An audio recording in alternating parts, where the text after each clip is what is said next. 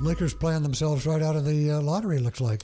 Oh my goodness, they're third. They're third now. Yeah, they started to play well. Yeah, which is promising again, but now it diminishes their chances with the percentages. Even from second to third. That's what's that drop it to? Yeah, I'd have to look at the numbers. If you guys give me a second, I'll pretty. Look at the numbers. Talk amongst yourself. You can't tell these kids, hey, look, we want you to start losing because we got to get that lottery. You can't tell that. You can't put that in the kids' heads. It's going to be a heck of a situation for Walton. I mean, obviously he wants to win, but obviously he wants to get the club better as well. I mean, you know. Yeah, Brandon Ingram did not get the memo. He's been playing terrific, and he's going to be good. And there's just no two ways about it. And I don't have my numbers, so there you go. After all that, I don't have my numbers. But it is a little bit of a drop off. It's still about 40 to 50% chance that they keep it. More like 40 to 43% that they'll keep. The pick. They'll get it in the first, second, or third. Yeah, I don't think there's any way they're going to get out of that bottom three.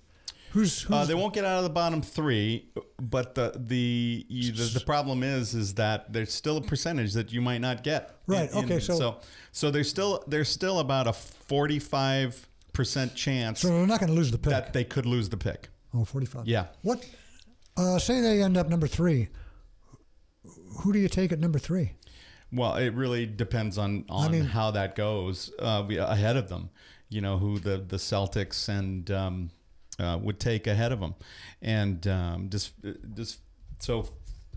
Phoenix get their pick, or the Sixers, or the Sixers? Philadelphia would get it. I think the Sixers, unless they traded that to the Celtics. I don't know. The Celtics got one from Brooklyn's. Somebody, but they would. I think it would go to Philadelphia.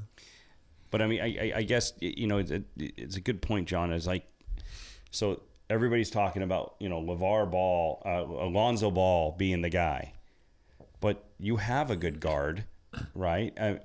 So I guess is two. What do the Lakers need? Right. Is it in that top 3? You know what I mean? And you've got a good guard where Lonzo Ball would come in and play. So are you going to trade him to get him, or take that chance and he goes in the top 2 and you don't even get him? You know what I mean? So it's a kind of a weird thing how everybody's talking about Lonzo Ball wanting to go to the Lakers, but you've actually groomed a kid that actually is doing pretty good as a guard. I think they're all set in that position. Well, with Clarkson and Russell. They've been experimenting with that and having D'Angelo play on ball and also playing off ball, and they've had some good results. They clearly have had some good results, and they can go small. And with Zubats, in there in the middle, who's getting better, and Brandon Ingram and Julius Randle, it's a good core. Is Ball the right guard? I think at some point, just like the Celtics who already have. A good point guard, they probably still take a point guard, develop him, because they're not going to be able to afford Isaiah Thomas, when his contract comes up. So why not take the best point guard, which probably won't be Lonzo Ball. I think it would be Markelle Fultz. And is there? I haven't looked this up and look at what free agents are going to be available, but is there going to be some offensive forwards that are going to be out there to go after? Yeah, I'd have to look. I don't because I'm assuming that's something that they really need, right?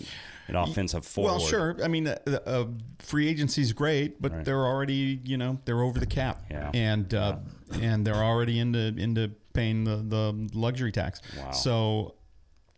Is that a viable option for them? They probably would for the right free agent, but is this the year for that? Yeah, probably not. It's probably next year. Probably next year. It's probably next year for that. When the CBA changes and everything, all the rules change, and some of the bigger free agents are available.